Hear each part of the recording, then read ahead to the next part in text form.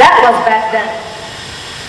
11 years after September 11th, we cannot say today we lack imagination or we do not know what our enemy wants to do.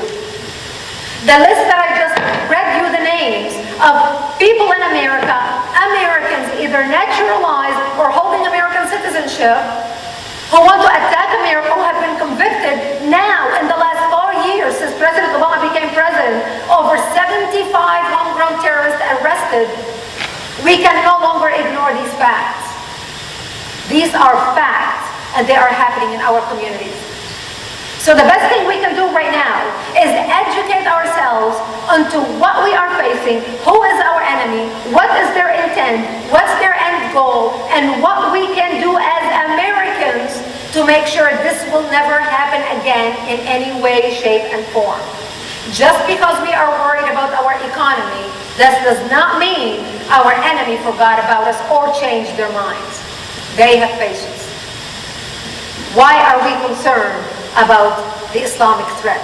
Because the Islamic threat is coming in two ways.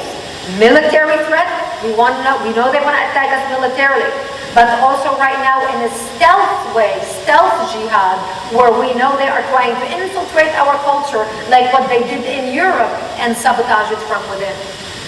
Look what's happening in the embassy in Egypt today. How many of you have heard the news about the Islams going into the embassy?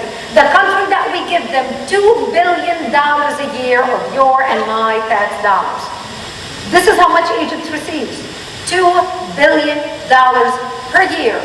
The second largest recipient after Israel of US funds. Israel receives $3 billion, Egypt receives $2 billion of your tax dollars. And our president wants to talk to the Muslim Brotherhood and everything is fine. So what's the name of the organization, the mothership that I call, that launched all this radicalism that is rising around the world today? Islamic radicals in 44 countries around the world, 44 conflicts around the world right now. The mothership, the name of that organization, you are all too familiar with it because you have heard it today on the news. At least if you watch the news today, you have heard that name mentioned at least 5 times because of what's happening in Egypt. The name of that organization is the Muslim Brotherhood. The Muslim Brotherhood is the oldest Islamic terrorist organization in the world, founded in 1928, and has over 70 offshoot Islamic organizations, including Al-Qaeda and Hamas. Over 70 offshoot Islamic organizations, founded in 1928. Now, for those who say, well, they hate us because we are in the Middle East, they hate us because we support Israel. If that is true, then why was the Muslim Brotherhood launched in 1928? In 1928, Israel wasn't even in existence. We had such an isolationist policy, we were not in the Middle East.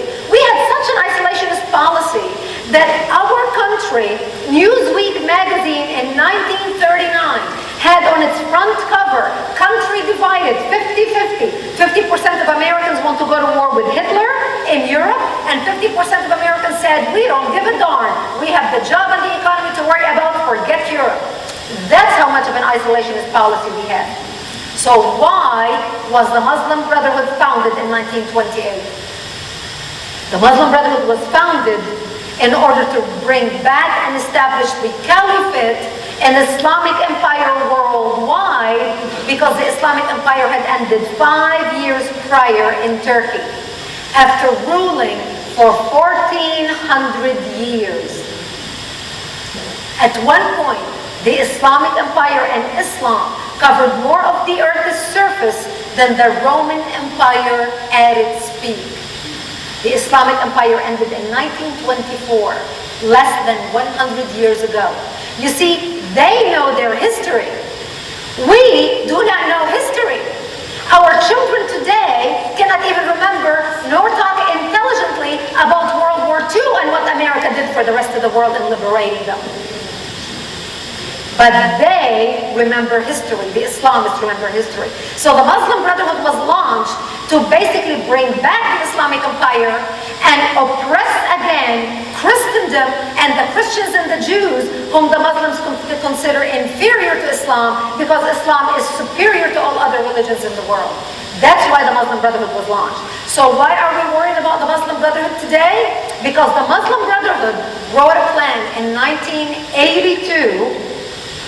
They wrote a 100-year plan for radical Islam to infiltrate and dominate the West and establish an Islamic government on earth.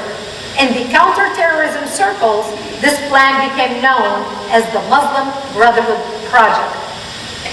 What makes the Muslim Brotherhood Project so unique is it gives tactics and proposals as to how to infiltrate the West, how to use our laws against us, how to use our press against us, how to use our open-mindedness against us. They even give points and words, buzzwords, that if they are used against Westerners, Westerners will just follow like blind cats. Like interfaith and dialogue and this and that. They can play us like a violin. They give tactics and proposals as to how to infiltrate the West, how to set up non-profit organizations and human rights organizations and maintain the appearance of moderation in order to advance the radical Islamic agenda in the West. They talk about how to work with, quote, like-minded progressive organizations that share similar goals. This is why when you see, for example, CAIR, the Council on American Islamic Relations, working with the ACLU, you scratch your head and you think to yourself, how can these two organizations have anything in common? One is ultra-liberal and one is ultra-conservative Islamic organization. But CAIR uses the ACLU as the useful idiots in order to advance the Islamic agenda in the West. In their plan, they talk about, they give tactics and proposals as to how to get democratically elected Muslims on all levels in the West. How to get Muslim interns on all levels of government so they can have an insider view as to how politics is done at the highest level. They talk about how to get Islamists on the boards of political parties, all political parties, conservatives and liberals, in order to get on the board so they can have a voice swaying the party in whatever direction towards the Islamists. They talk about setting up different projects and different prongs and different arms in order to infiltrate the society. They began implementing the project in Europe. And I remember it was written in 1982. When you look at Europe today, 30 years down the road, you see what's happening to Europe. Europe is no longer Europe. Europe has become Eurabia. Europe is not the countries you used to go visit on vacation 20, 30 years ago. It's a different place today. They're planning to do the same thing for the United States. They wrote the plan for America in 1991 on how they want to destroy the United States from within, culturally, not militarily. We know they have the military branch. We know that they have Al-Qaeda, they have the terrorist groups that want to do suicide bombing and they want to blow up buildings and they want to do bombs. But now we're talking into the cultural invasion and how they are planning on sabotaging our country culturally. The plan for the United States is this. Presented as evidence in the Holy Land Foundation trial in Dallas, Texas in 2007 and 2008. This plan is titled مذكرة تفسيرية للهدف الاستراتيجي العام في الأمريكا الشمالية, and the translation is an explanatory memorandum on the strategic goal for the group in North America written 5/22/1991. I'm just going to read you a paragraph of the plan to kind of give you an idea of what they mean. This paragraph is about understanding the role of the Muslim Brother in North America. The process of settlement is a civilization jihadist process, meaning cultural jihadist process, with all the word means. The Ikhwan, which is the Arabic word for brothers, must understand that their work in America is a kind of grand jihad in eliminating and destroying the Western civilization from within and sabotaging its miserable house by their hands and the hands of the believers so that it is eliminated and Allah's religion is made victorious over all other religions. Is that clear? They don't mince words, do they? Is there anything ambiguous about this? Could there be possibly any way that we could be maybe misled or misunderstanding what they're saying? No, it's very clear. And that's just one paragraph. I'm not going to subject you to the whole plan. But the last page of the plan is the most important page. Because the last page lists 29 front Islamic organizations as a front for the Muslim Brotherhood set up in the United States in order to destroy our miserable house from within and sabotage our country. And I'll just read you some of the names that I am sure most of you are familiar with. Number 1 on the list, ISNA, Islamic Society of North America. Now, if the name ISNA sounds familiar to you, it's because you see them interviewed on CNN and Fox News, because they are now advisors to President Obama about Middle East policy.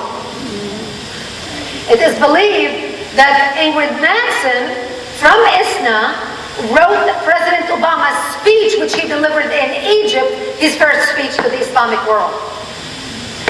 ISNA right now is putting pressure, and has already put pressure, on the FBI and different military agencies to purge all references to Islam out of our counter-terrorism materials.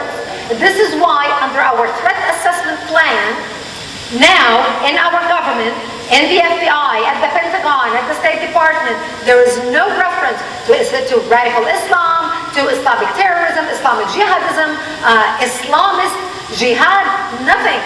It's all purged. So with ISNA, we not only have the fox watching the hen house, we have the fox inside the White House talking to the ear of the president on the highest levels. Number 2 on the list is the MSA, the Muslim Student Association. The Muslim Student Association has more chapters on American college campuses than the Democrats and the Republicans combined. And you wonder why we are losing our universities. But I'll get into a little bit more detail about the education later in my presentation. Number 8 on the list is NATE, the North American Islamic Trust.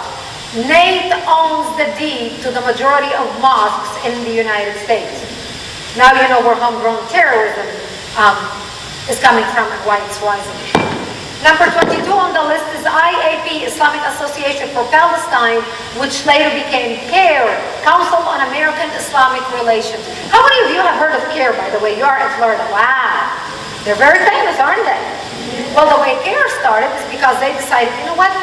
We need a really ambiguous organization that sounds like so Americanized and, you know, can speak to the American language about dialogue and equality and justice and all of that stuff.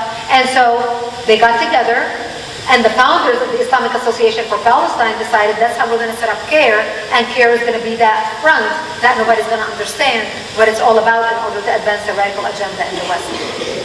That's the Muslim Brotherhood Project.